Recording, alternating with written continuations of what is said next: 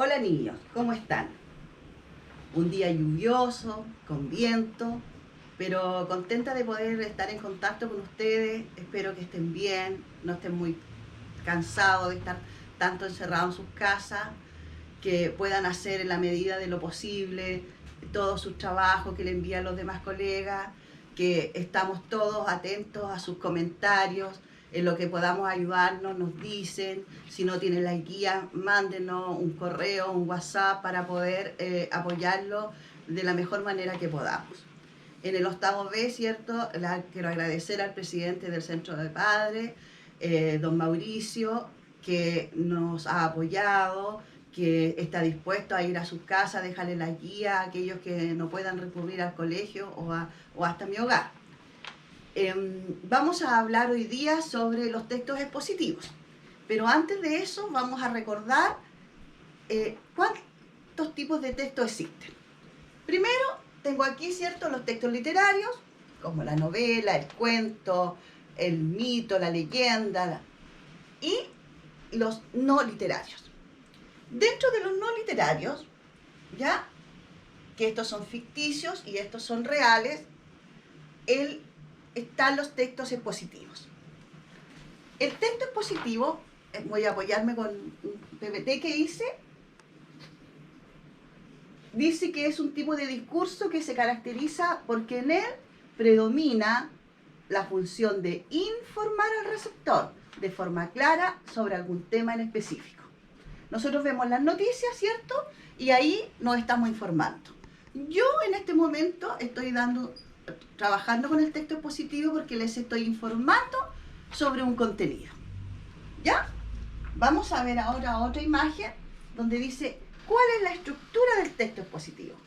Primero, hay una introducción. Ahí se plantea el tema que va a ser tratado, para qué, cómo o qué.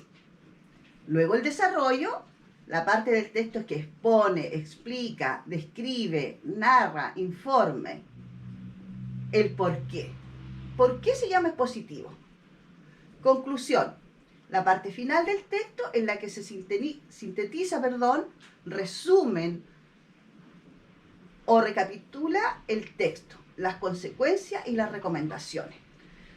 Por ejemplo, cuando nosotros nos enfrentamos todas las mañanas al informe del Ministerio de Salud sobre las muertes, los nuevos casos de contagio, cómo está la situación país, a nosotros se nos informa. Se hace primero una introducción, después se da el número de contagiados, los números de lamentablemente fallecidos, y luego finalmente se nos entregan las recomendaciones.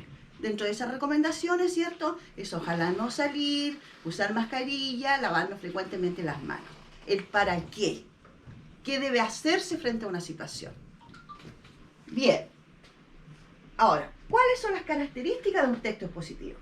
Tiene que ser claro y preciso. ¿Ya? Se usan conectores. Los conectores, por ejemplo, el por qué, el para qué. Se usan preferentemente los verbos en forma presente del modo indicativo. Es decir, hoy vamos a informar sobre el número de decesos. Hoy ocurrió un choque. Ayer el presidente Trump dijo que iba a terminar las relaciones diplomáticas con China. Siempre en presente. Y se emplean recursos como las comparaciones, las definiciones, las enumeraciones y ejemplos. Lo mismo que estamos diciendo ahora, ¿cierto? Se define un concepto, se enumeran, por ejemplo, los casos por región o por país, cuál es el que está más contagiado, y se dan ejemplos. Ahora, ¿dónde encontramos textos expositivos? En una noticia, que es lo que estábamos hablando recién, en una receta de cocina, en la descripción de un objeto o persona, en un informe escolar, los trabajos que ustedes tienen que hacer, en una entrevista que trabajamos el año pasado, ¿se acuerdan? Ahora, ¿cómo lo hago? Al escribir u oralizar un texto expositivo, puedo recurrir a una o varias formas de hacerlo. Estas formas Se llaman formas básicas del texto expositivo. Primero, ustedes en su guía tenían la definición. La definición es ¿qué es algo? ¿Cierto? Se exponen los caracteres generales de una cosa. Como por ejemplo, ¿qué tenemos ahí? Un perro. ¿Qué es un perro? Es un animal carnívoro, doméstico, de 4 patas, que vive preferentemente en las casas o en los patios de las personas. ¿Cierto? Si yo tengo que definir qué es el Sol es la estrella más grande de nuestra galaxia. Y así. Y para encontrar una definición generalmente vamos a un diccionario, a una enciclopedia o a Google. Luego tenemos la descripción. Ya no qué es, sino cómo es. ¿Cierto? Ahí me equivoqué, aquí debiera decir cómo es. Este es un estuche. ¿Cómo es este estuche? Es un estuche azul que tiene 2 compartimientos que sirve para guardar los lápices de distintos colores. Mide 15 centímetros de largo por 6 de ancho. O, por ejemplo, volviendo atrás, digo, ¿cómo es este perro? Este es un perro dálmata de 3 años, mide 30 centímetros de alto por 1,20 m de ancho. Es muy cariñoso, juguetón. Estoy dando características de este animal. Lo estoy haciendo único. Respecto a caracterizar, nosotros generalmente vemos, cuando analizamos un texto, vemos a los personajes y tenemos que caracterizarlos, ¿cierto? Físicamente, psicológicamente y socialmente.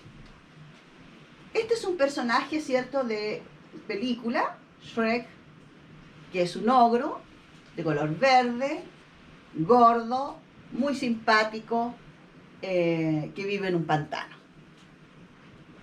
Ahora, viéndonos a un personaje, ¿cierto?, de novela, vamos a la novela que leímos el año pasado, El Principito.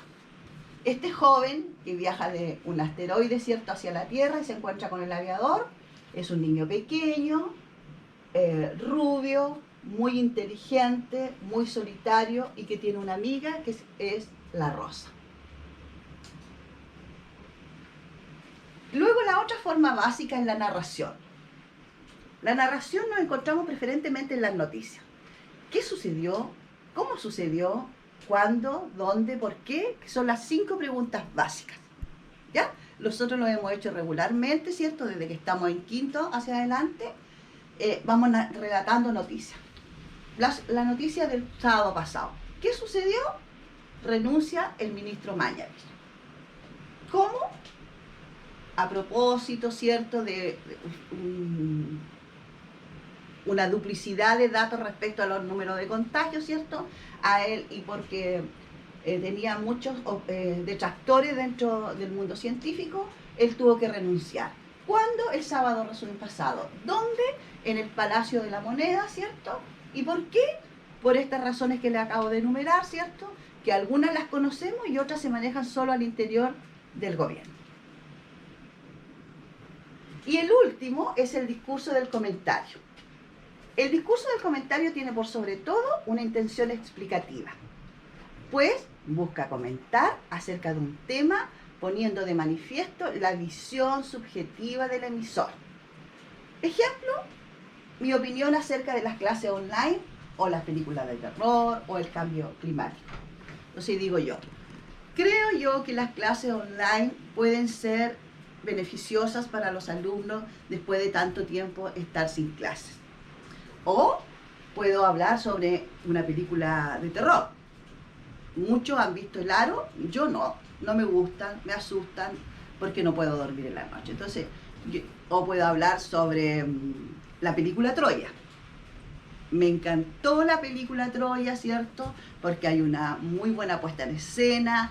Uno de los protagonistas es un hombre muy atractivo, que es Aquiles, ¿cierto? Que está interpretada por Brad Pitt. Tiene una buena continuidad, el color, el sonido, bien actuada, es recomendable. Esa es mi opinión y esa es una forma del discurso, del comentario, que es la forma básica del discurso, del texto expositivo.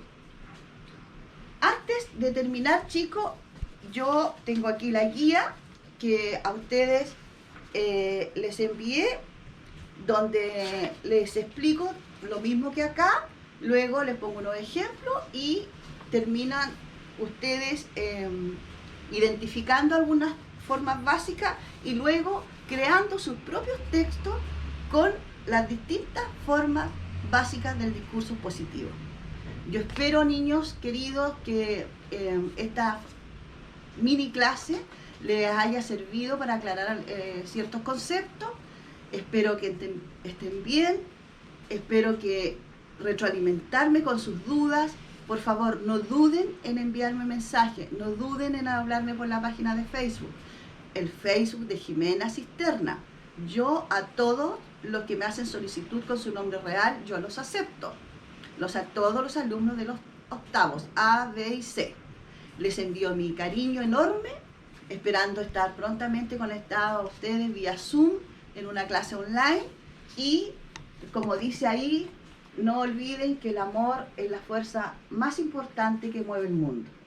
Y yo los amo con todo mi corazón y espero que nos veamos muy pronto. Chao, niños, que estén bien y pórtense bien. Los quiero mucho.